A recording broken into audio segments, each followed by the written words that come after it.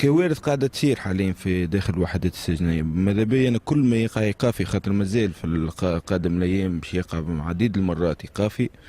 معناها أنهم نطلب من إدارة السجون أنها ديما تضعني مع الحق العام، لأني سأكتشف معناها قضايا قتل، سيكتشف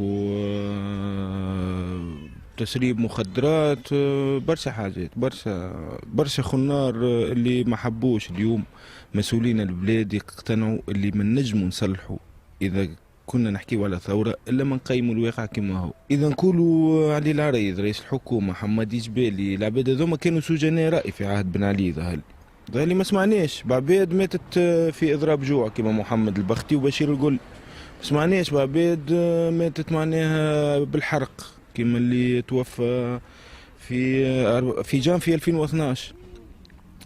معناها هل كنت تسمع بالحوادث هذه؟ ما كنتش تسمع بهم في عهد الديكتاتور واللي يحبوا معناها ننساو التاريخ هذاك كل. لكن اليوم اللي جاوا ويتحكموا في مفاصل القرار بالإدارة العامة للسجون والسلاح وفي سلطة الإشراف هزونا الوضع كارثي أعظم من الوضع اللي كنا نعيشوا فيه في عهد الديكتاتورية. كانت سجون منظمة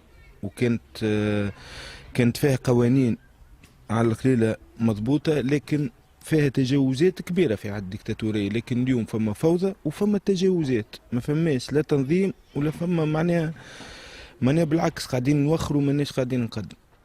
كل يوم تتبعوا حملة سيبونا معلين.